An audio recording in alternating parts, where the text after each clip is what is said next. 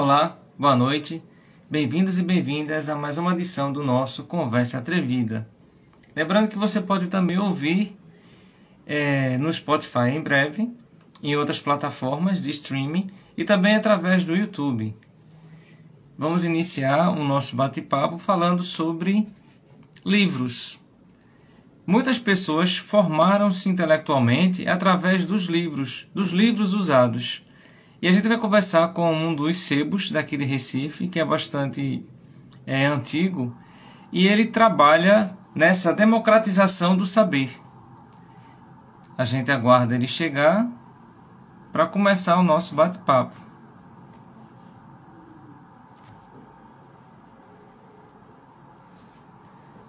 Vocês já compraram que livros e quantos livros nos sebos? Que tipo de leitura vocês já se inspiraram? Para estudar? Para fazer poesias? Miguel Marim para fazer poesias? Antônio Rogério para escrever a sua tese? Que livros a gente utiliza no dia a dia para se sentir bem? Então, a gente vai ter esse prazer desse bate-papo com o Seborrea. O Seborrea já está entrando agora para iniciarmos. Através de seu diretor, o Eliseu. O Miguel está informando que comprou o livro de italiano. Muito bem. Vamos ver como é que está aqui.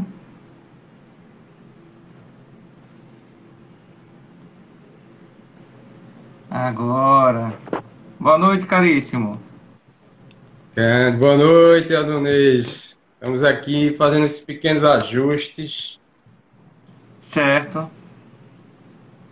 Só para... Tá tudo ok. Fique à vontade.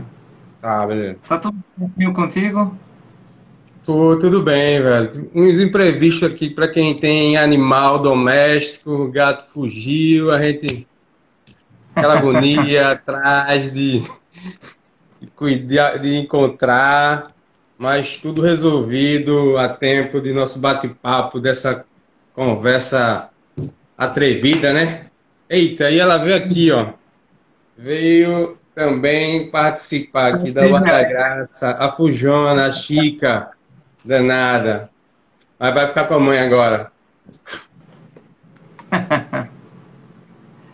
Pois é, animais têm esse imprevisto, né? Fazem essa alegria pra gente, mas também dão essas surpresas. Mas iniciando esse nosso bate-papo, como é que foi essa tua trajetória com os livros? E depois explica pra gente como foi esse processo de você gostar tanto de livros, de ter o desejo de ficar com o sebo, de trabalhar com o sebo. A massa, velho. Primeiro, velho, agradecer aí, você aí, o convite, né? Que já surgiu aí a partir do nosso amigo em comum aí, o Cláudio, né? Cláudio Braga, aí, e lembra a gente uma coisa que é fundamental, velho. Que a gente não... às vezes, tem um ditado popular, não me lembro agora o autor, que diz: às vezes você sozinho, você pode ir mais rápido, mas nem sempre vai mais longe, né? Que é a ideia de que juntos a gente consegue ser mais forte, né? A parceria é algo fundamental aí na vida da gente, na minha trajetória pessoal, e do Seborrea, e do Diébrios, que é algo que a gente pode também estar falando posteriormente para a galera. Também, sim. velho. Então, foi o Cláudio que nos apresentou ali, no espaço do Bazar, que é da Ação da Cidadania, né? E foi quando eu tive também o prazer de lhe conhecer. Acompanhei, né, algumas conversas muito bem atrevidas, né? Fantásticas ali. Tá de parabéns aí, porque a gente consegue, com experiências como a sua, né, ter esse contato, velho, né? Com artistas, né? Acho massa, tem uma galera muito massa tentando manter a gente conectado com essa produção, com essa riquíssima produção cultural da cidade, né? Então eu Aham. assisti ótimas conversas aí, mediada por você. Para mim é uma honra. Primeiro, eu queria dizer, tá aqui, tá nesse espaço aqui, né? Tá daqui da Mangueira, do Campo do Piolho, né?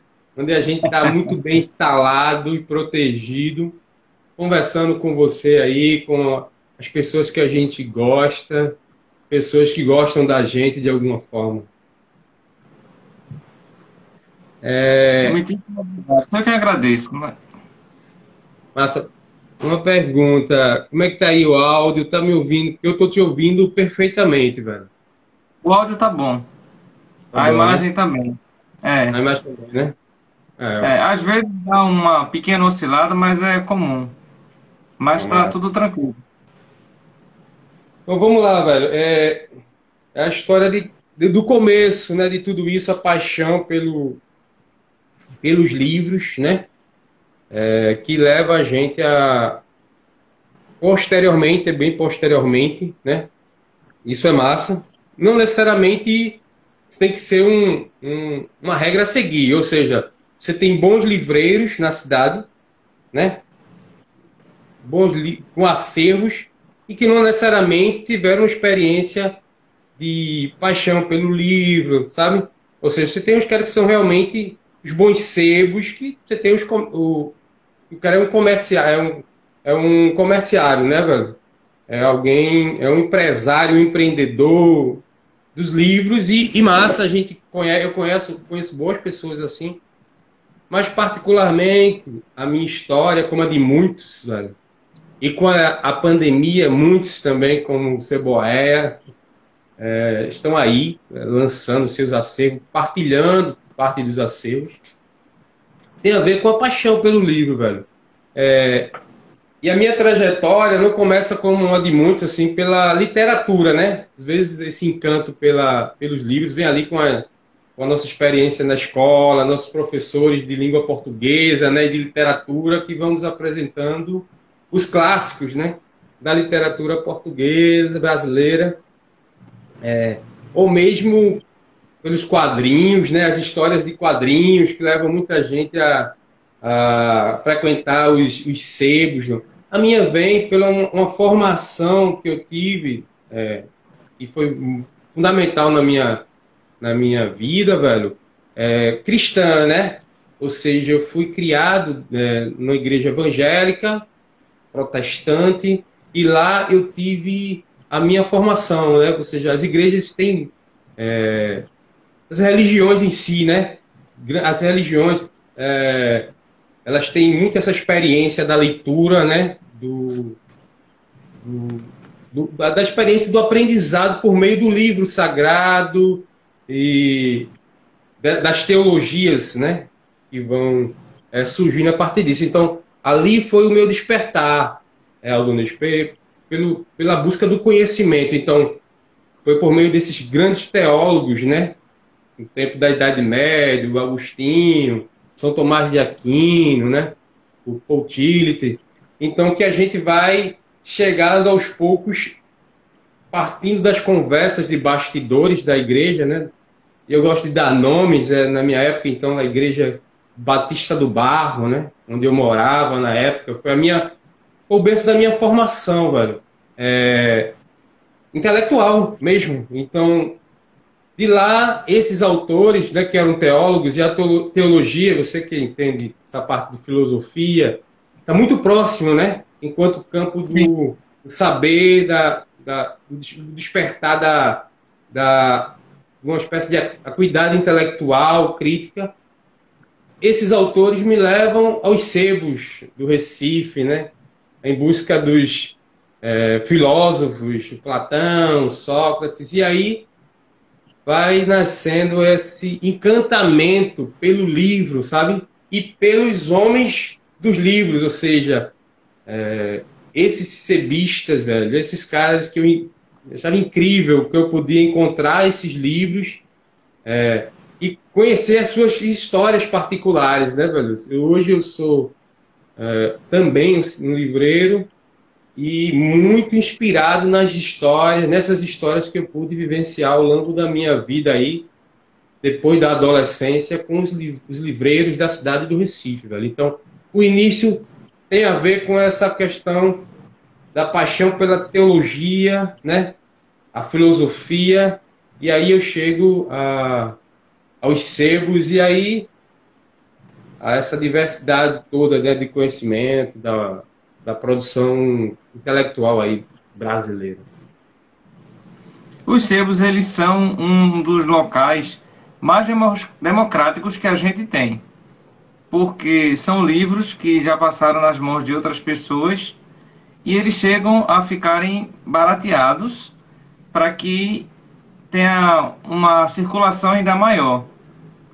Eu lembro que quando eu gostava de comprar alguns livros usados, que tinham, como eu tenho esse hábito até hoje, algumas anotações ao lado. Eu creio que essas anotações ajudam muito a outra pessoa a entender. Porque aí você começa a dialogar não só com o autor, mas também com o antigo leitor, o que é que ele achava desse processo. Às vezes ele dá luz, às vezes ele até atrapalha, mas sempre é uma coisa interessante e boa, porque você começa a descobrir outras formas de análise sobre aquele mesmo texto. Eu acho isso de uma forma, de uma formação riquíssima nessa pesquisa pessoal. O que é que você pensa desse processo da democratização que os sebos dão? Velho, assim, é inevitável que um sebo, né? A princípio existe uma diversidade, né? A minha Sim, experiência e é pessoal mesmo, com os livreiros de nossa cidade, é que você tem essa variedade, né? Você tem aquele cara que é um excelente livreiro do ponto de vista que conhece das obras, né? Conhece sim. das obras, conhece dos autores, pode te indicar a partir de uma consulta sua autores que dialogam, né? E esses são os mais raros, velho. É. E Infelizmente, são os faz mais muita raros. falta, faz muita falta. É. E para uma certa frustração nossa, né? Daquele que sai instigado pela a busca do conhecimento. Isso, eu acho que é um processo que acaba acontecendo quando essa coisa do empreendimento, né? Acaba norteando mais a política lá da empresa, né? Da organização, porque a gente sente falta, né? Por exemplo, eu me Sim. lembro das idas a Livro 7, né? E algumas livrarias na cidade de Livreiros, você podia encontrar os caras lá das áreas, né? E onde você podia conversar, velho, né? Além de poder ter acesso à obra e, como é que se diz? Olhar, você bater essa conversa, conhecer outros leitores, né? Outros leitores, e isso as nossas livrarias, né? Eu trouxe uma questão do sebo, e eu só estou pontuando isso, elas pecam muito, né? Cada vez, Aham. cada vez mais as nossas livrarias elas são pensadas como um equipamento para tanta coisa, inclui uma diversidade de coisas, né? De livros, CDs, DVDs, eventos, café, e cada vez menos há espaço para o leitor, né? Esse leitor, cada vez, eu sinto, a minha experiência, né? Cada vez mais ele um estranho naquele ninho do conhecimento. Então, a minha experiência com os sebos em particular, né, que é o tema aqui da nossa conversa, também aponta para essa diversidade de sebistas, tá ligado? Você tem aqueles Sim. caras que entendem de preço de livro, né? Você tem hoje a possibilidade de, por meio de uma rede social, né, você conectar com os principais livrarias, sabe? Você é um bom de preço de livro, sabe quanto esse autor, quanto ele vende. Mas ainda são poucos os sebistas que você consegue ter essa prosa para além do valor, né? Um cara que conhece do autor, conhece da obra, né? E pode estar indicando a partir desse autor, dessa autora, novas leituras, entendeu? Esse sebista a gente tem, ele ainda passa a ser cada vez mais raro, né? Passa a ser raro. E Muito. Eu acho que o sebo, a despeito disso, ele continua sendo esse lugar, sobretudo, do encantamento, da paixão pelos livros e, particularmente, o sebista de rua, velho. Aquele que está lá fazendo uma espécie de ocupação literária, conscientemente ou não, uma ocupação Aham. literária, ocupando a cidade, tá ligado? Com, com o acervo ali, uma espécie de invocação das entidades, né? Por meio daquelas obras.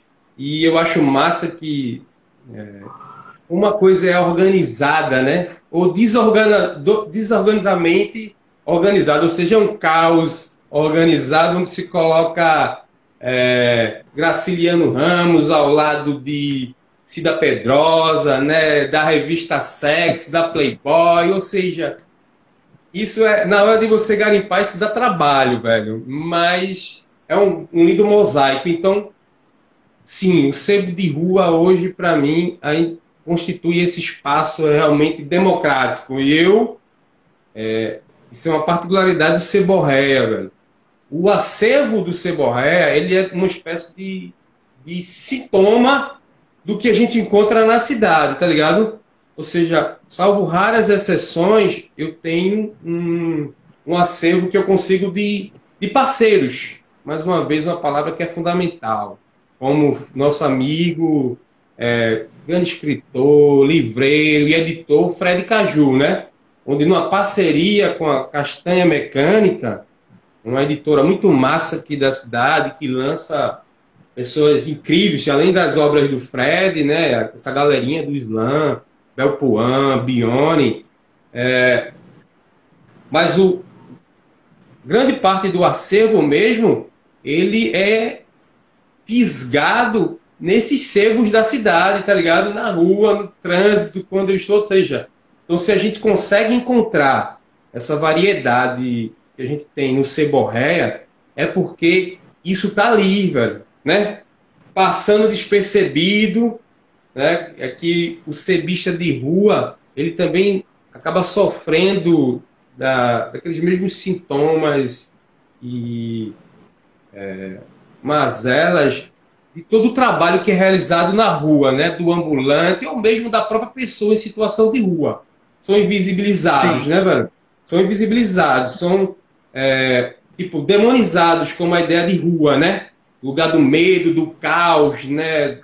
Como a gente percebe isso, principalmente nos grandes centros urbanos, tá ligado? E o sebista de rua sofre também, né? Dessas mesmas desses mesmos olhares, né? Tenebrosos, tá ligado? Então, mas elas estão lá, velho. Essas obras, o que você encontra, e se a galera, eu recebo grandes elogios aí da galera, pô, a qualidade do acervo, né, velho? Isso tá lá, velho. Tá lá pela Guararapes, tá ligado? Pela Praça do Sebo, tá lá nas mãos de livreiros como Souza, como Aliança, tá ligado? E tantos outros que eu tenho o prazer de tê-los como amigos. Esse processo de comércio de sebo aqui em Recife, ele tem alguma associação? Você falou que era essencial essa questão da parceria, mas existem associações ou clube literário, algo parecido? Então, velho, a minha experiência como livreiro, né? Ela é recente, assim, digamos. 2018 foi quando, pela primeira vez, deu aquela doideira de eu dizer, pô, eu quero ocupar aquele lugar, né? Quero ocupar esse lugar. E não é fácil. Eu sou um educador social. Sou um educador social. A despeito da minha companheira dizer que eu estou mais para deseducador social do que educador, né? E eu entendo.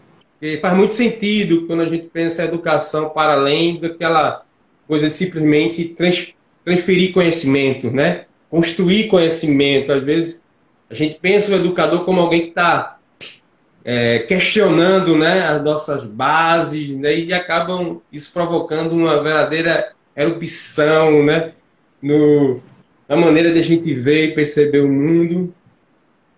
Mas eu acabo me definindo melhor nisso tudo como uma espécie de provocador social, sabe? E está ali para provocar, não necessariamente algo que vai implicar numa construção de algum valor, conhecimento, ou mesmo desconstrução, tá ligado? E já trabalho hoje em Olinda, como educador social, trabalhei num creche, com pessoas em situação de rua, coordenando serviços de pessoas em situação de rua. Você já tive na rua, né? Mas dar esse passo de eu nunca fui um ambulante, né? Um trabalhador de rua. Então, esse passo de ocupar aquele lugar que, a despeito de eu frequentar desde a minha adolescente, não foi fácil, velho.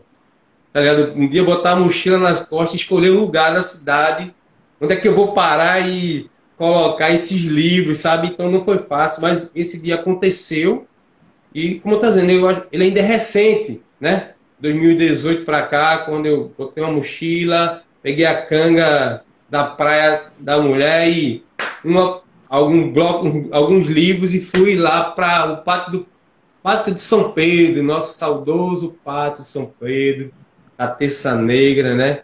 Aquele lugar que a gente hoje só lamenta, né? Quem vivenciou aquele pátio no auge, né? Então, a partir daí foi que eu comecei a olhar esses livreiros, tá ligado? Como parceiros dessa empreitada, onde também. Então, eu fiz conversas, comecei a adotar o hábito de, vez por outra, publicar pequenas histórias, né, desses livreiros, né, principalmente os de rua. Então, já publiquei várias histórias. Converso, como eu disse, são meus amigos. Então, hoje eu não estaria com muita propriedade, sabe, para falar aqui em nome deles sobre as diversas formas que eles atualmente se organizam, certo? O que eu percebo, e aí entre o que eu percebo e o que realmente existe, é muito frágil. Pode existir do ponto de vista daquelas áreas onde você tem o sebo, um espaço demarcado, por exemplo, ali na Praça do Sebo, né? Mas é uma organização entre eles, o que eu percebo, sabe? Entre eles, e aí vale um adendo muito importante. Você nota a liderança naquele grupo ali das mulheres, velho. Você tem naquela Praça do Sebo mulheres muito fortes, né? Trabalhadoras nesse campo da literatura, da cultura, e protagonistas na organização, entendeu? Mas daquele espaço, mas que eu conheço muito pouco para fazer aqui um parecer, tá ligado? Mas como eu percebo, somente dos sebistas de rua, não, velho. Eu vejo o descaso, é cada um tentando sobreviver, né? Nessa cidade, buscando o espaço que está sendo cada vez mais, e a pandemia, eu acho que é algo que a gente vai falar daqui posteriormente, só tem agravado essas condições, né? Esse espaço que é concorrido, velho, e tendo que, em alguns casos, dormir, né? Você tem casos de sebistas que são sebistas e moradores de rua, velho, né? Moradores de rua. Das últimas conversas que a gente teve aí, que a gente publicou a história do cara, essa triste realidade, entendeu? Então, mesmo aqueles que não moram na rua, parte do acervo na cidade lá, nem todo mundo tem condição, velho, de locar um espaço, tá ligado? Lá e tá, como é que se diz, guardando um acervo para todo dia, tá ligado? Tá trazendo. Então, às vezes, eles compartilham o espaço e às vezes a própria rua lá é um lugar onde eles costumam guardar o acervo, velho. Então, é uma organização, se existe, ela ainda é muito frágil, velho. É a minha impressão. Já que você trouxe a pandemia, né, e está trazendo esse relato que é até surpreso até traz muito elemento de surpresa para mim. Como é que vocês estão fazendo com esse processo da pandemia? Eu sei que você criou o perfil do Seborrea e começa a trabalhar através dele. Mas como é que está esse processo? Que outras ferramentas você está utilizando para superar esses limites que a pandemia impôs? Certo. Então, primeiro para dizer uma coisa importante, a minha paixão, o que me motivou, né, a ser um livreiro, um cebista, foram esses cebistas de rua, né? Então, por isso que, para mim, foi fundamental vivenciar aquela experiência da rua. Foi um desafio, como eu falei, né, velho?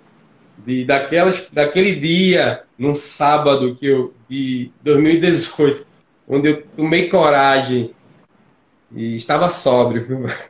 E ir para o Pátio São Pedro, e de lá aquela coisa do marinheiro de primeira viagem, não prestou atenção ao lugar do sol, né? Então, em muito pouco tempo, o sol me expulsou lá do meu primeiro espaço de ocupação literária na cidade. Saí meio triste, né? Passei pouco tempo, quando estou voltando para casa com a estação, me deparo com aquele lugar magnífico que é a Casa da Cultura, né? A antiga Casa de Detenção. Então ali eu encontrei sombra, né? E um lugar adequado para os livros, mas acabou que pela política de ocupação do espaço, né, urbano, cidade, a gente teve algumas dificuldades com o pessoal do controle urbano. Eu acho que é isso, né, que fica ali organizando, tentando organizar aquele espaço, o que era legítimo ou não ocupar. Então, eu sei que tivemos, depois de alguns enfrentamentos, né, com aqueles próprios trabalhadores, não deixam de ser trabalhadores e trabalhadoras, a gente acabou encontrando um lugar onde a gente teve maior continuidade, né, de ocupação na cidade, que foi ali na Guararapes, no prédio dos Correios, né? Estávamos ali naquela agência central dos Correios da Guararapes, olhando para o Capibaribe, o Galo da Madrugada. Então, para a gente foi um privilégio ali. A gente tinha uma espécie de... Naquela época era incrível, velho. Eu já tinha criado o Facebook, a página, né, do Facebook, e o Instagram. Mas eu fazia uma espécie de campanha, velho. Era tipo... O livro estava em promoção lá, tá ligado? Ali na internet, e não tinha desconto, não. A ideia era essa, porque era a ideia de... Não, velho, você tem que vir aqui, você tem que conhecer, vem prosear aqui, né? É tipo... É no pé do ouvido que o preço, a mercadoria vai sofrendo os ajustes necessários, tá ligado? Então, eu fazia uma espécie de campanha. Na verdade, era uma provocação. É aquela ideia do educador, né? Que tá ali por meio de provocando. Mas precisa um encontro, tá ligado? A ideia era essa. Com a pandemia, a gente acabou tendo que dar aquela parada, né? Foi quando o Cláudio Braga, né, esse nosso parceiro da Ação da Cidadania, nos chamou para estar ali no Bazar da Cidadania, né, que é um espaço lá que a Ação da Cidadania do Comitê de Pernambuco tem, onde eles acabam arrecadando uma fonte, né, para alguns projetos que se tem, como, por exemplo, que recentemente eles foram distribuir agasalhos, né, para comunidades quilombolas, aqui eu acho que é de Garanhuns, alguma coisa, entendeu? Então, com essa aí, fomos para lá, ficamos lá instalados temporariamente, certo? Mas com a pandemia, sim, a gente precisou ocupar também mais esse território do mundo virtual, né, das redes sociais. E eu que sempre tive dificuldade de manter um celular, né? Um celular, manter-se conectado, como é que chama? Ter que se adequar a essas exigências, porque é tipo uma brincadeira que precisava ser levada a sério, né? Ou seja, Seborrea não é a rigor a rigor, e qualquer consultor aí que a gente chamado do Sebrae vai dizer: "Ô, velho, você é louco, isso aí não é empreendimento." Você descumpre várias das orientações de empreendedorismo, né? Mas a gente tenta mantê-lo como um projeto que leve a gente a mais encontros, Aldonês, como este, né? Onde a gente conhece pessoas que estão aí se preocupadas em socializar conhecimentos, aprendizados, tá ligado? Boas energias. E uma coisa que o Seborréia, desde o início, tem me rendido, né? Não sei se rendimento seria a melhor palavra, tem me agraciado, é com esse encontro, velho. Com pessoas, com movimentos na cidade aqui. Incrível, velho, que me lembra, e eu gosto de fazer sempre os pontos, tá ligado? Me lembra da minha trajetória lá, na minha caminhada pela teologia, quando eu encontro o nosso saudoso Dom Helder, né? Falando das minorias abrâmicas, que era uma ideia que ele queria passar como Abraão, né? Seria um pai de uma nação, e essa história de que ele... às vezes a gente tem essa impressão que a gente está isolado, né? Quando a gente olha só para nosso entorno. Mas se a gente tem a experiência, como ele teve, de, né, circular por outros países, a gente percebe que essas minorias, elas não podem não estar conectadas, mas elas são muitas também, tá ligado? Então, saber que existem pessoas incríveis, velho, que têm essa mesma energia, com formatos diferentes, né?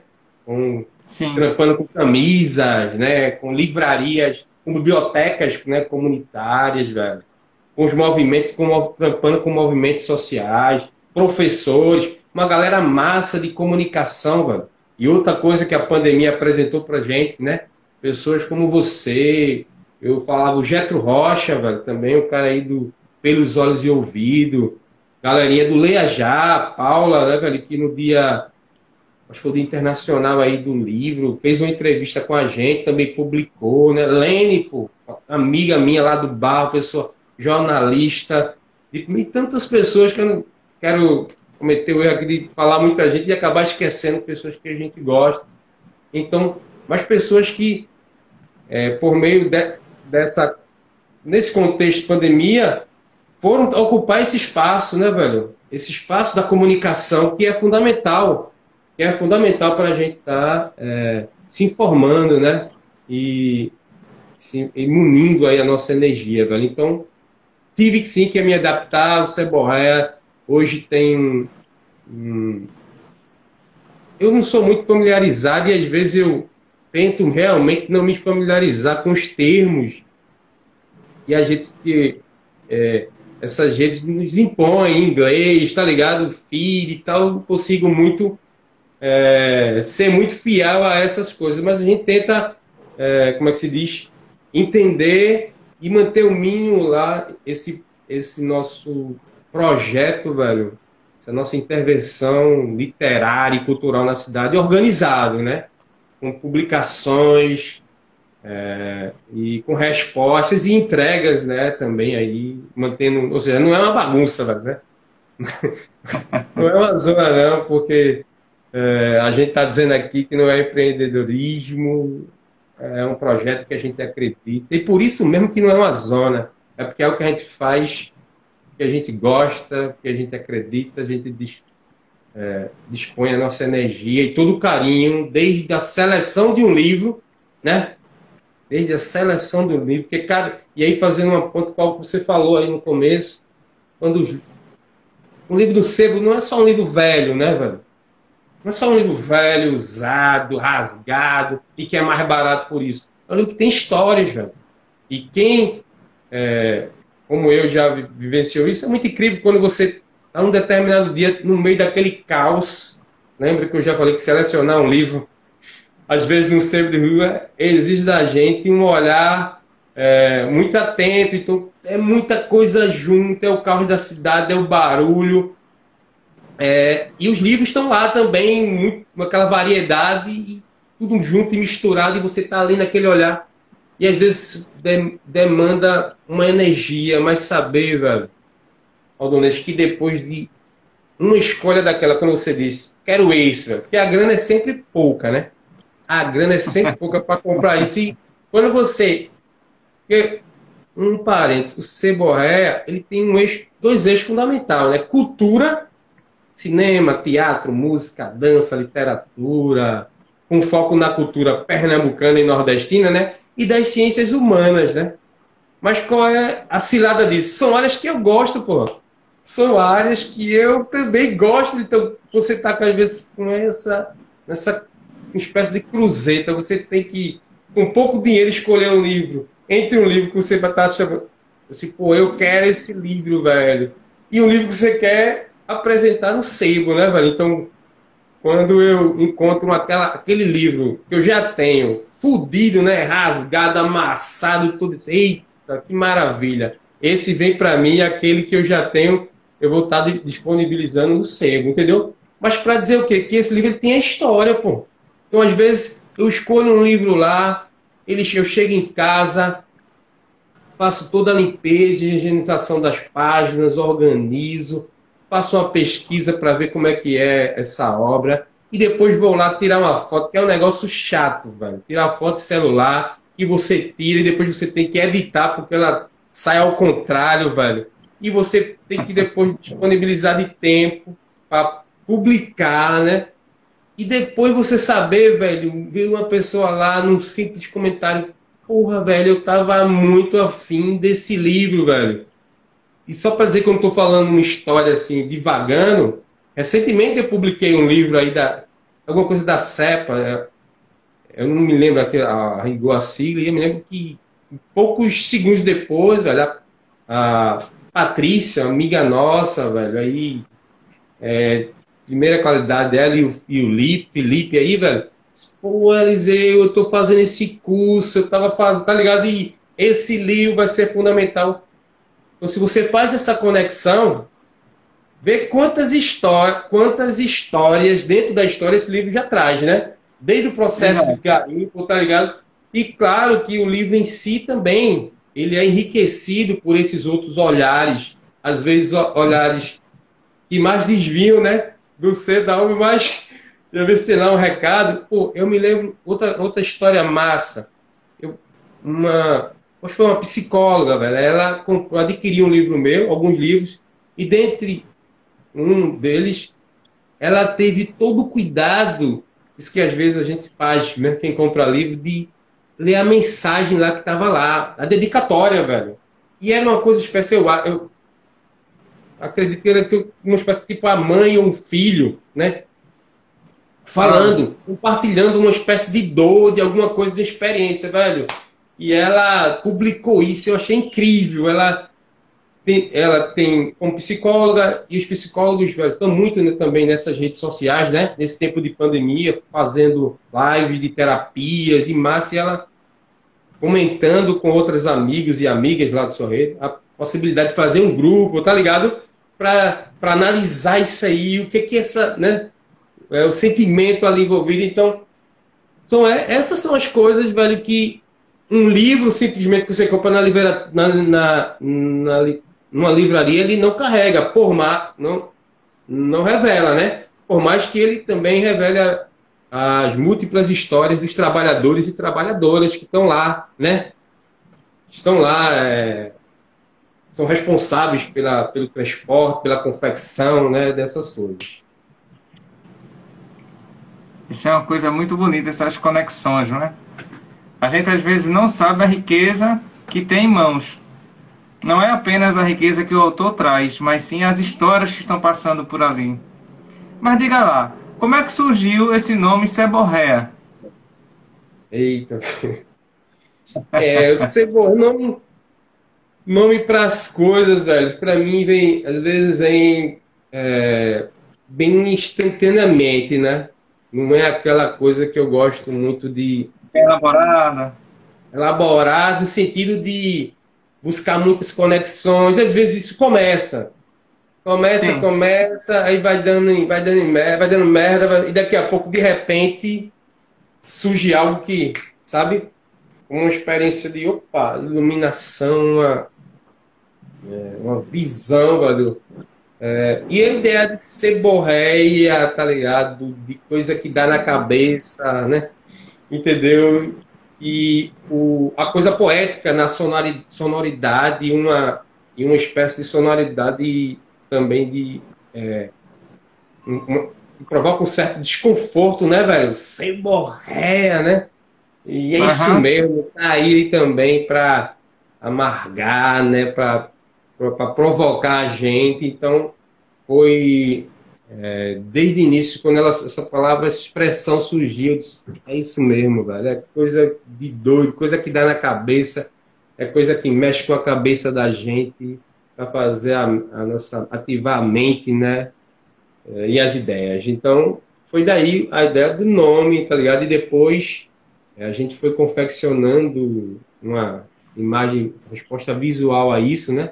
Princípios fizemos ali, depois tivemos a colaboração do Júlio César aí, meu filho, também mexeu, criou uma logomarca para o sebo e definitivamente a gente encontrou aí um parceiro da gente, um grande artista da cidade, velho.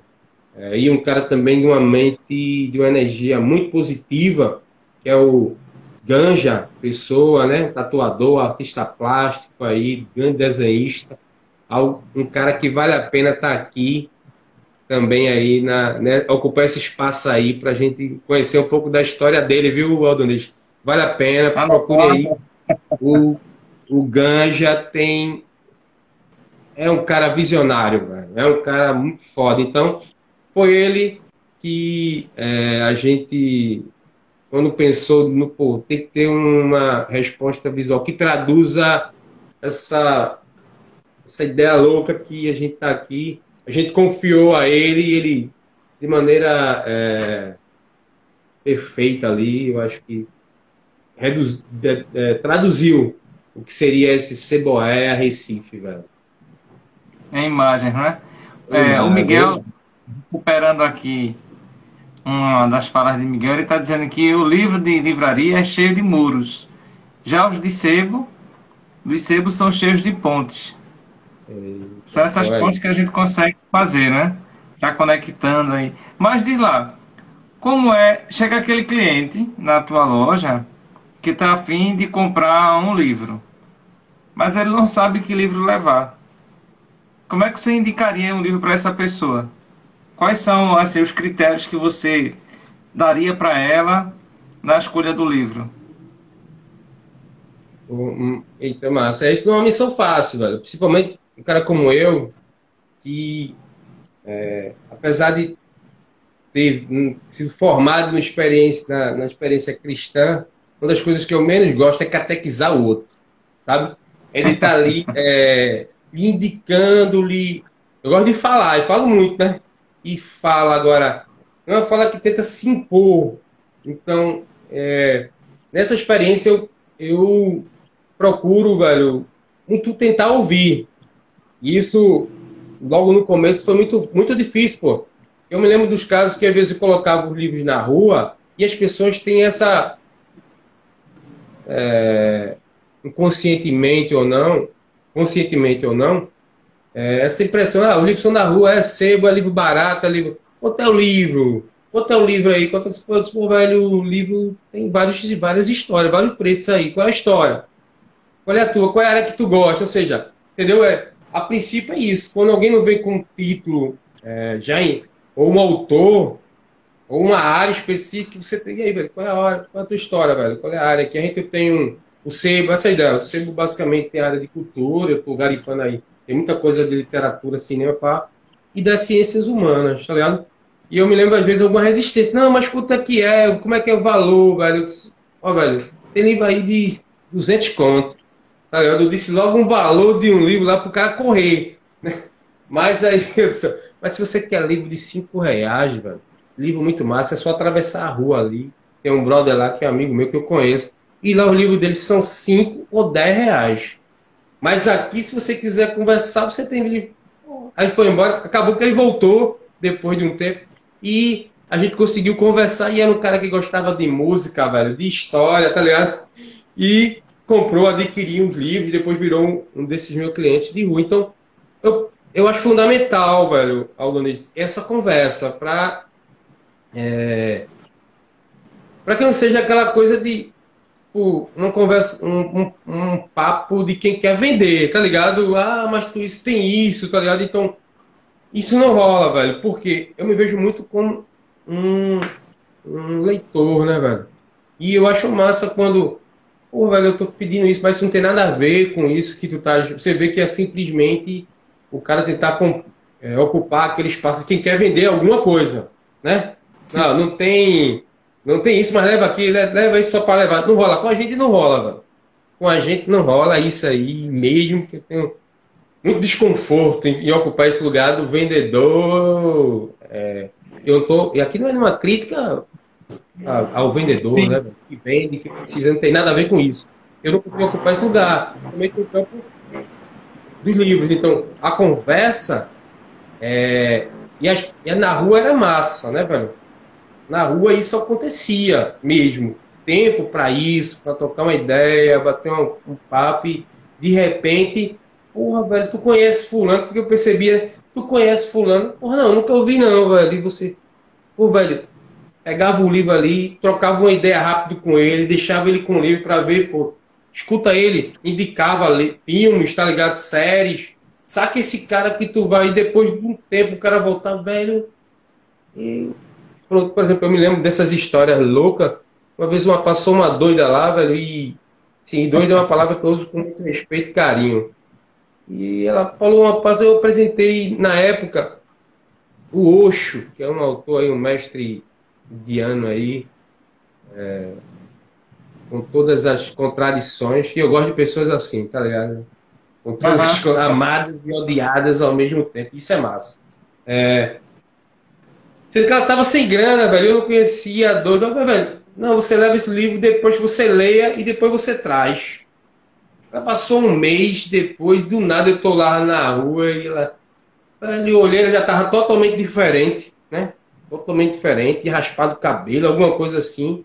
E tirou o livro da bolsa e disse, só você pensou? Não, eu nem pensei, velho. Eu deixei o livro com vocês. Se você voltasse, voltasse. Se não voltasse, não tinha voltado, né?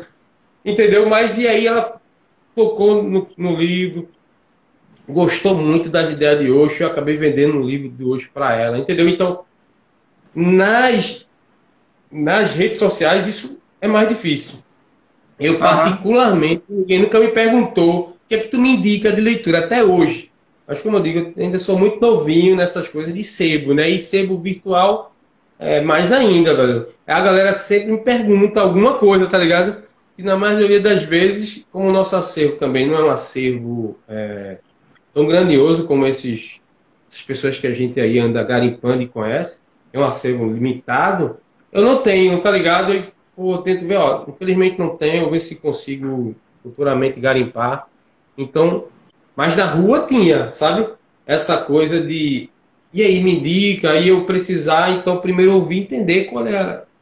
É impossível, né? Vou olhar para você e falar, esse cara tem cara de intelectual, tem cara de isso aí é de uma idiotice da porra, tá ligado? A gente dizer, porra, esse cara tem área que gosta, tem cara que gosta disso, então não existe, velho. Não existe. Então, é assim que a gente acaba trocando essa ideia que vai gerar ou não no encontro da pessoa com o livro, né? Então, de Eu certa tenho, forma, você respondeu. Diga lá. só para concluir, tem uma frase que eu gosto de dizer que é o seguinte: o papel do livreiro, sebista, é tipo, ele cuida das margens, sabe? Das margens, sempre é um verdadeiro rio, né? O verdadeiro rio, os peixes, esses são lá, que estão lá, são eles que fisgam, pô. Entendeu? A gente só cuida das margens para que os pescadores, né? Aqueles que estão em busca do conhecimento, possam, eles lá, né? Serem fisgados. Porque uma coisa, o sebo é um rio encantado. É um rio encantado. Porque o cara que é fisgado pelo peixe, tá ligado? O cara é que é fisgado. A gente deixa os livros lá, os autores, tudo junto, coladinho, e de repente o cara passa lá. dá aquela olhada naquele rio encantado e é enfeitiçado e se apaixona pelo autor, pela autora, tá ligado? Ou pelos autores lá. E a gente só fez o papel de agitar a margem, entendeu? Então, esse é o papel da gente enquanto livreiros. Tem uma questão aqui do Miguel, mas acho que de certa forma você respondeu. Ele perguntou assim: algum comprador de livro já quebrou sua expectativa? Tipo, você vê a pessoa e acha que ele ou ela vai procurar um tipo de livro e de repente procura algo que nem você nem imagina? Ah, é. Não, isso é verdade, velho. E independente de a gente. Eu tenho 45 anos, né, mano? E fiz recentemente, no mês de agosto, sou um leonino. E a gente tem toda uma trajetória onde a gente se esforça para construir uma espécie de mentalidade, né, crítica, que respeita a compreensão do outro, livre de racismo, homofobia, né, de qualquer forma aí de intolerância religiosa, essas coisas. A gente não consegue eximir 100% disso, né? Então, vez por outra, a gente se vê fazendo sim, sabe? Uma espécie de, não, esse cara vai, né? Isso tem cara disso, isso é espontâneo e você não precisa mentir para você mesmo que você faz isso, né? Você precisa policiar isso, tá ligado? E controlar para que isso não vire algo que te limite, né? A frustração, ela não pode ter muito espaço não, velho. Eita. Aí você tem que até rir de si mesmo, né, velho? Você pode, tá vendo? Como tu é otário, né? Tá olhando aí, cara, te surpreendendo, velho. Aprende com isso e você cresce. Então, tive várias experiências de achar que não era. Me lembro quando eu encontrei uma senhora na rua, uma coisa massa, velho. Várias pessoas de rua chegavam lá no sebo, tá ligado? Como eu já tinha, como educador social, tinha essa expertise, né, esse olhar, né? Então eu deixava, velho. Deixava os livros, ia ficar de lado, às vezes com uma cervejinha, sabe? Ficava ali. E algumas pessoas de rua chegavam, porque não eram constrangidas, não era um lugar que constrangia, né, velho? Uma livraria é mais difícil você entrar e ter acesso, né? Ou mesmo alguns Aham. sebos, algum desses sebos que não são de rua, né? Que é uma das críticas também que eu faço aos nossos sebos. Uma crítica que eu chego a relativizar, porque às vezes eles têm que ocupar um espaço muito pequeno, pô. Tá ligado? Os sebos lá são pequenos e são muitos livros. E você não consegue mais ter acesso ao livro, né? Isso nos sebos. Eles estão sobrecarregados de livros que você não consegue entrar. Você tem que dar a porta a dizer o que você quer. Então, quando você não tem essa coisa, tipo, ficha, não, eu quero isso, isso, você fica frustrado, velho, tá ligado? Então, na rua não, né? Então essas pessoas de rua se chegavam, velho. E era massa vê-los ali. Primeiro, claro, eles percebiam, traziam as memórias, né? De, de outras experiências de exclusão, de interdição. Ficavam se ligando qual era a minha. Mas como viu que eu relaxava, deixava, aí, velho, fica à vontade aí, o cara pegava o livro, sentava no chão, lia e tal. Uma dessas senhoras, velho, chegou lá com a roupa, né, bastante suja, velho, e rasgada, com o material, né, o kit de sobrevivência, né, de quem tá na rua, e começou a falar, dizer de literatura comigo, velho, e queria que eu indicasse um desses livros, e aí eu indiquei Cecília Meirelles, velho, e a gente leu Cecília Meirelles juntos, ela tinha, eram dois livros, acho que era um livro de crônicas e um de poesia, e ela, todos dois você indicaria, ó, vamos ler um pedaço dos dois. Eu leio um, ela leu a poesia, eu li um trecho da poesia, eu li um trecho da crônica, ela lia. E depois ela quis adquirir, eu quis fazer aquela coisa que, não, você não vai comprar. E ela, não, mas eu quero dar o dinheiro, velho. Aí tava lá um trocado, me deu, tá ligado? Eu entendi simbolicamente para ela aquilo, eu aceitei, claro. Mas foi dessa coisa, quem diria, né, velho? Quem de fora dizia que aquelas pessoas ali, que a mulher daquela era uma leitora, queria se encantar por um livro de poesia da Cecília Meirelles, né? Então, a vida está aí para nos dar essas rasteiras, né? Toda vez que quando a gente tenta partir do nosso olhar, o mais generoso, né? O especialista que seja, projetar no outro, né? Essas formas de expectativas. Que bom que a vida está aí para nos frustrar e a gente tem que aprender com a frustração, com as decepções, né? Então não dá para ficar nelas, né? Ou muito menos no rancor. Querer dar um troco na vida por causa disso, né, velho? Ali tem que ter a nossa gratidão, velho. Porque ninguém nasce, né? Não preconceituoso, antirracista, né?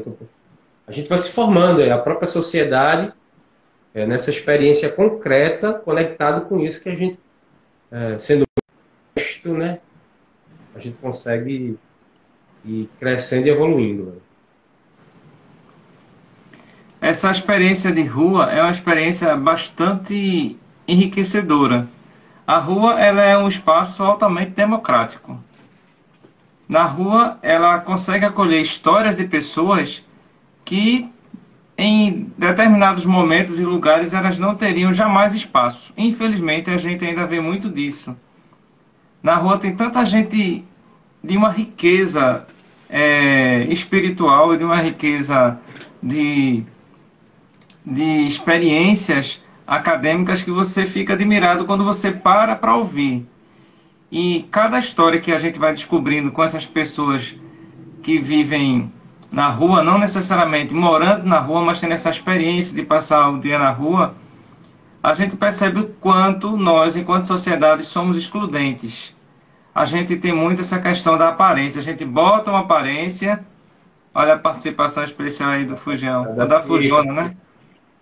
A Chique tá aqui. A gente bota essa nossa visão na aparência e aí esquece de observar o essencial de cada um, de olhar de maneira aberta para as pessoas. Isso é uma falta que a gente precisa realmente suprir. Eu creio que muita gente diz assim, depois que todo esse problema da pandemia passar, todo mundo vai ficar bastante amigável. E, no entanto, a gente está vendo que não é bem verdade, não é? A cada momento que passa, cada um vai revelando o que traz dentro de si. E também, com essa história de trazer à tona quem é, você vai vendo a vontade dessa pessoa em mudar ou não. Então, essas experiências que você está mostrando com as pessoas de rua são belíssimas. Porque é um espaço que elas têm. Uma das coisas que eu aprendi quando eu estava trabalhando em alguns projetos sociais é de que a gente não pode nunca roubar a dignidade de ninguém. E a gente tem esse hábito de querer dizer assim, não, eu acho que o digno para você é isso. A pessoa precisa dizer e ter espaço para dizer o que é digno para ela e o que ela quer. Muitas vezes a gente tem essa coisa do desacolhimento. Achando que está acolhendo, a gente começa a impor situações. Eu lembro que, há um bom tempo atrás, uma senhora tinha uma pena muito grande numa das praças que você já deve ter ouvido falar, daqui de Recife, a Maciel Pinheiro. Havia um senhor que morava lá e a senhora saía da igreja, a igreja ali da igreja católica, onde tu tens o sebo ali de lado, que é do Santíssimo Sacramento. A matriz da boa vida. E ela ficava penalizada com aquela situação. Até que um dia ela resolveu tomar conta dele de verdade. Então, de uma hora para outra, tirou aquele senhor da rua e começou a tratá-lo. Tinha unhas grandes, bastante sujas, aquele cabelo desgrenhado, aquela aparência com sujeira. Então, ela fez uma limpeza geral de um dia para o outro e deixou aquele senhor confortável na aparência para ela. Deveria trabalhar essa imagem dele aos poucos, porque você sabe, quem está na rua sofre muito com a sua autoimagem, e não é de uma hora para outra que você vai desconstruir isso. Ela tem que ir se descobrindo aos poucos, e também tem a questão toda da imunidade, não é? Eles criam uma determinada imunidade para umas coisas e outras não. Esse senhor, ele adoeceu com uma gripe comum para todo mundo e faleceu. ela se sentiu depois extremamente culpada por causa disso, porque ela queria fazê-lo uma pessoa digna na sociedade, mas ela não conseguiu entender ainda essa visão que a gente precisa ter. A gente tem que chegar no outro, saber da história do outro, e se o outro achar que aquele espaço que você está mostrando é um espaço digno, você vai conquistando aos poucos e não de repente colocá-lo ali no espaço, ele vai se tornar um estranho do mesmo jeito. O próprio corpo dele não se adaptou, porque ele estava acostumado, tinha de corpo para a sujeira em que ele vivia. Quando ele se foi colocado numa limpeza geral, uma coisa brusca, a mesma coisa uma pessoa que vive com determinados padrões de higiene, vai morar na rua, o corpo adoece em determinados momentos. E a pessoa pode chegar também e vir a falecer. Então, essa história eu achei marcante quando eu soube. E comecei a perceber essa questão da dignidade, de você olhar o outro, não apenas do seu prisma, mas também tentar entender essa história que está ali, aquela pessoa que está ali. E o senhor, no passado, ele tinha sido advogado de sucesso por uma questão amorosa. Então ele não suportou, alguma coisa dentro dele quebrou e ele perdeu o gosto pela vida. E aí passou a viver em situação de rua. E a família não conseguiu retirá-lo de lá porque tinha, na verdade, vergonha de ter uma pessoa morando na rua. Entende? Não era ter ele, não era a saudade de tê-lo em casa, e sim porque ele estava naquela situação de rua, que é outra coisa bem complicada, né? Mas a gente já acabou indo para a situação de rua, né? Mas diga lá, essa questão das... Experiência, né? Aham. Uma experiência que Essa agrega, questão de...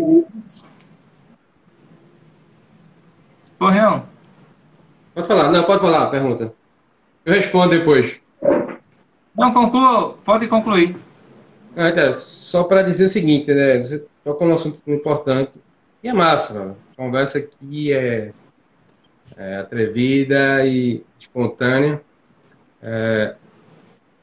Como, por exemplo, ninguém é só livreiro, né, velho? Eu não sou um só livreiro, né? Você não pode Aham. definir, pô, esse cara, o seu Borrell é o cara do livro.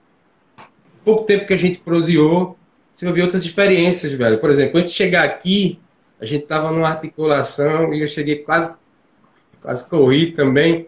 Assim que cheguei, o gato fugiu num projeto que a gente está tentando estabelecer pelo futebol, né? Que é uma coisa que a gente gosta, já tivemos com escolinha de futebol, com os moleques aqui do bairro. Então, tem música, velho, tem... Entendeu? Então, são tantas coisas. Então, o que define Eliseu, né?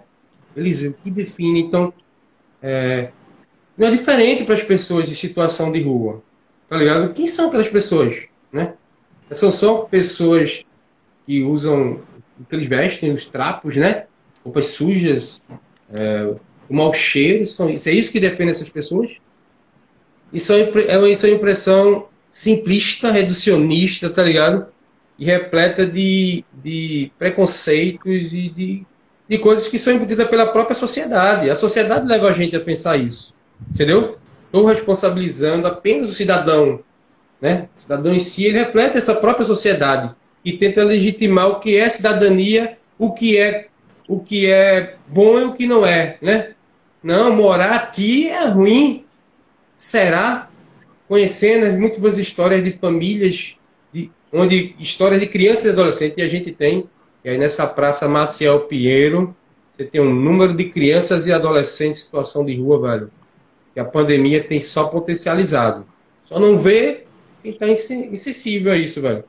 História de violência, velho, de violação, quando o próprio lar, esse espaço, essa família privada, esse lugar onde a gente diz que é o lugar da proteção e de segurança, né? Do ideal, é um lugar da violência, da violação de direito, entendeu? Violência que é física, simbólica, e a rua acaba sendo também essa opção.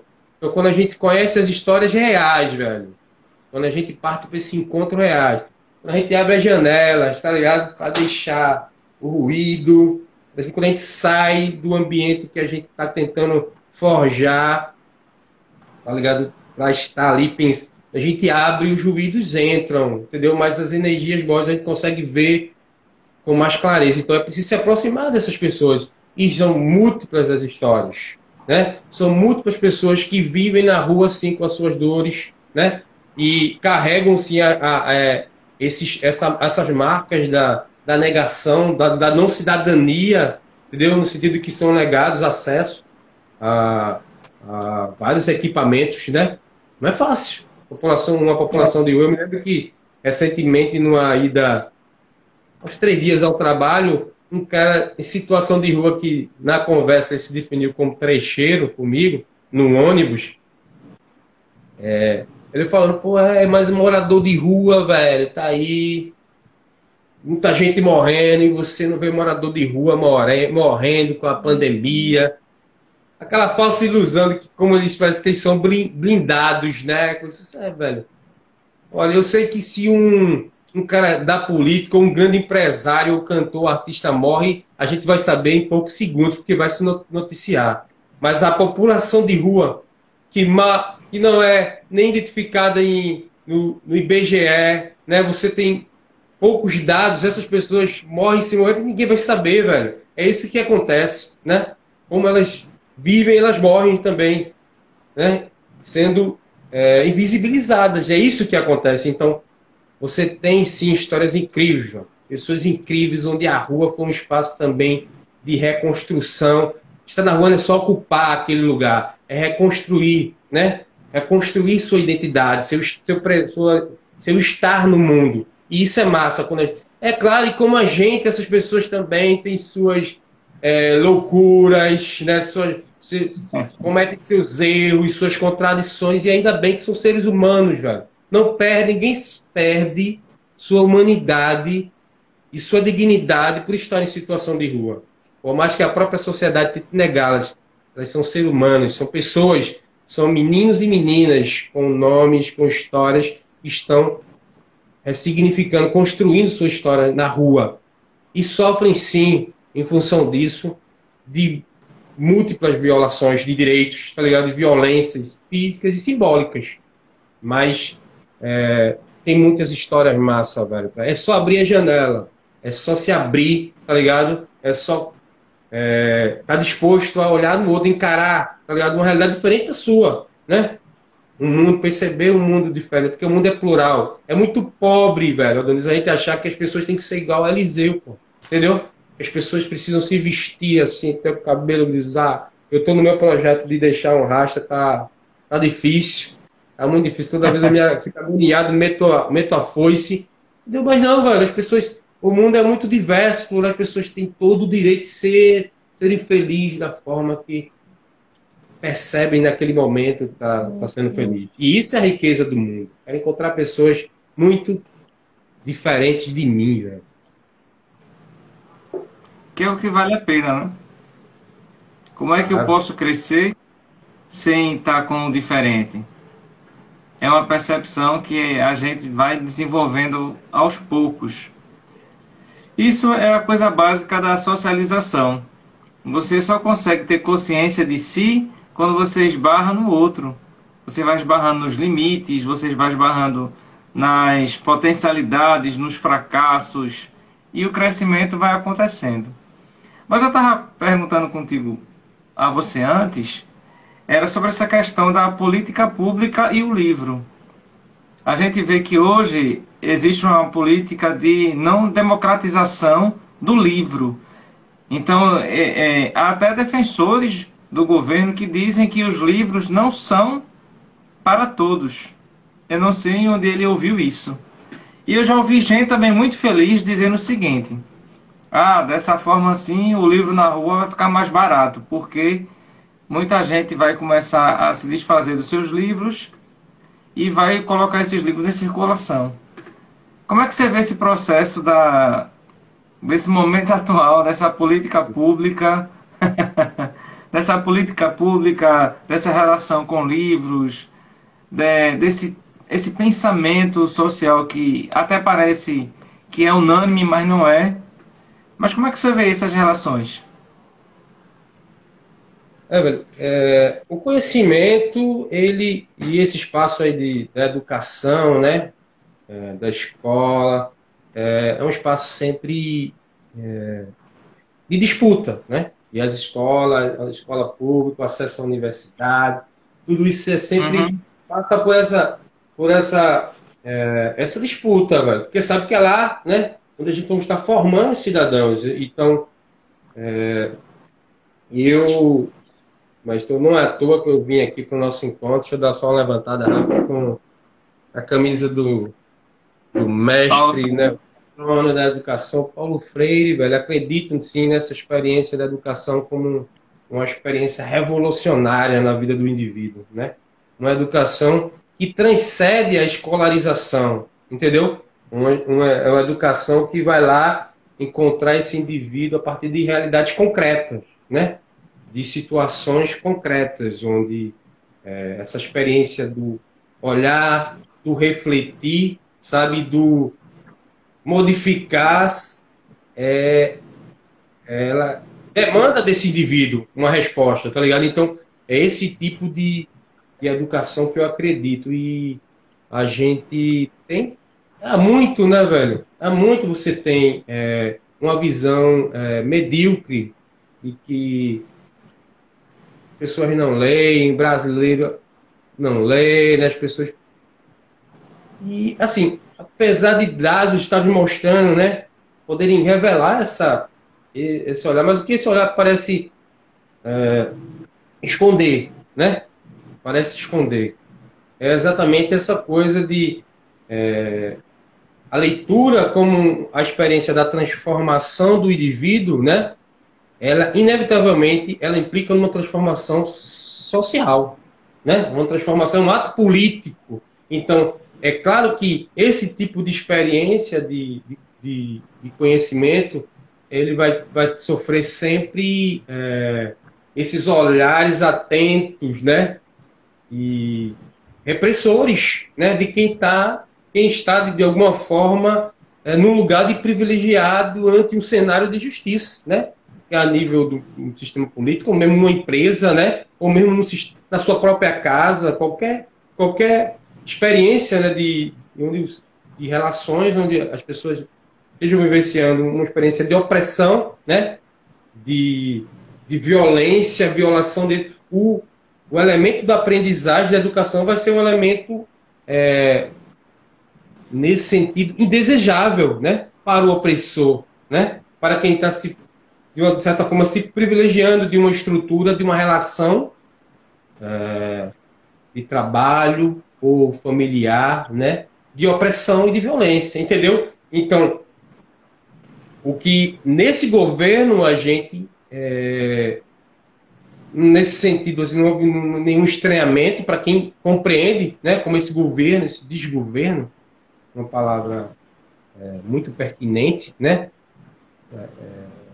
como ele se apresentava, entendeu? Então, é claro, velho, que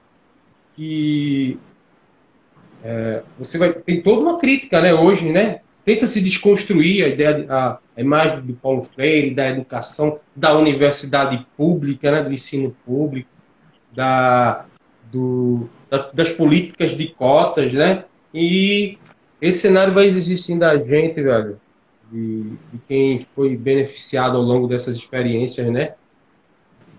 Dessas experiências de uma educação mais libertadora, né? Mais crítica, né? Mais politizada, vai exigir da gente, cada um no seu território, um enfrentamento necessário, velho, né? A gente não sabe como isso vai se desdobrar. Ataques e possibilidades, né, de um cenário pior, a gente pode estar prevendo. E eu acho que, como eu acredito nessa educação transformadora, né, vamos tentar também aí com o Seborré, e onde a gente estiver, como educador, como diz minha companheira, como diz educador, como provocador, tentando abrir janelas, sabe? Contribuir para abrir janelas, que as pessoas possam estar se conectando e com isso a gente ajudar a transformar, se conectar com esse mundo melhor, velho. Eu acho que é por aí, assim, como eu penso, sabe? Você tem, assim, algumas experiências pequenas, anteriormente das bibliotecas, né, comunitárias, né? Você tem uma rede de bibliotecas comunitárias. E olha, digo de antemão que os cabelos brancos já dizem que a minha memória é muito falha para lembrar das coisas aí. Então, mas é isso, existe essa política. Por exemplo, eu estive presente no ato lá no Armazém do Campo, né, do MST, no lançamento de um projeto de bibliotecas comunitárias Paulo Freire, alguma coisa, velho, e que é por aí. E foi inaugurado um primeiro núcleo, né? Eu não me lembro qual foi a cidade. Então existe, velho. Lembra aquelas minorias do Dom Helder? Elas existem. Elas são diversas, elas estão espalhadas, são experiências que a gente até desconhece. E o bom de conhecê-las é que a gente se autoalimenta, né? Alimenta, velho. Se recarrega as baterias, velho. Então, mas existe sim experiências, principalmente pelos movimentos sociais, sabe? De fortalecimento da leitura, claro que a pandemia deu uma interrompida nisso com os cinemas, os cineclubes, né? Na rua, tá ligado? Os sebos, os saraus de poesia, os vários movimentos poéticos, conseguia, ou mesmo os encontros, velho, por meio dos cocos, né? Que é uma coisa massa aqui na cena da cultura pernambucana, que é o poder de agregar, velho. Agregador, tá ligado? Você não vai a um evento de música, né? Você vai, basicamente, é o show de uma banda, é um evento cultural, uma feira literária, né? Você tem a banda, vai ter um poeta, o cara expondo o seu brechó, tá ligado? Seu brechó ali, tem um comércio local que vai sendo aquecido, tá ligado? Tem as tribos, tem os movimentos que vão se articulando, que vão... Tem o cara que passa lá divulgando um próximo evento. Então, isso é fundamental, isso é vivo. A pandemia deu aquela interrompida, mas é uma forma assim também de fazer política cultural, de investir numa educação que seja aí comprometida com as questões sociais, velho. Não uma educação alienada e alheia ao que está acontecendo. Acho que eu respondi, né? Sim, sim, respondeu. A gente chegou já ao finalzinho do nosso bate-papo. Agradeço muitíssimo as trocas aqui ocorridas. É sempre um prazer da gente estar conhecendo mais e mais experiências. E eu sempre peço no finalzinho algumas indicações. Que indicações de leituras que tem hoje no teu sebo você daria para as pessoas? Principalmente para fazer essa abertura de janelas para que a mente não fique fechada. Então, velho, eu agradeço, velho, aí, antes dessa negação, agradeço, é um prazer, são coisas que estão aí nesse universo de trocas, né, simbólicas, que não tem preço, não tem como a gente quantificar isso aí, o que é isso, o que é esse encontro, o que essa possibilidade ela é real quando a gente está disposto a abrir a nossa janela, né? Nos abrir, sair do nosso universo, do nosso mundo, e conectar com outras experiências. Então, tem muita coisa massa, porque a gente tenta, no sebo, garimpar essas coisas que, como eu disse, que a gente acredita, né? Então, nas áreas das ciências humanas, você vai ver muito a gente garimpando coisas ligadas às questões de gênero, né? Do racismo, né? Sobre a diversidade da nossa experiência religiosa, né? É uma experiência religiosa diversa, né? E precisamos respeitar, precisamos ensinar as nossas crianças, né, a riqueza dessa diversidade religiosa. Então, política de saúde, sabe? A gente está sempre tentando encontrar uma maneira de, como o Ceboré, estar subsidiando essas experiências, né, velho? Essas pessoas que estão lá, pesquisadores. Eu falei do Paulo Freire, falei da experiência da educação, que é para além da escolarização, tá ligado? Mas eu defendo a escola pública, defendo a universidade, sim, que é o lugar de todo mundo que quer estar lá, né? Tem aquelas pessoas que não querem, não vão estar por lá, e nem por isso são menos como Importante.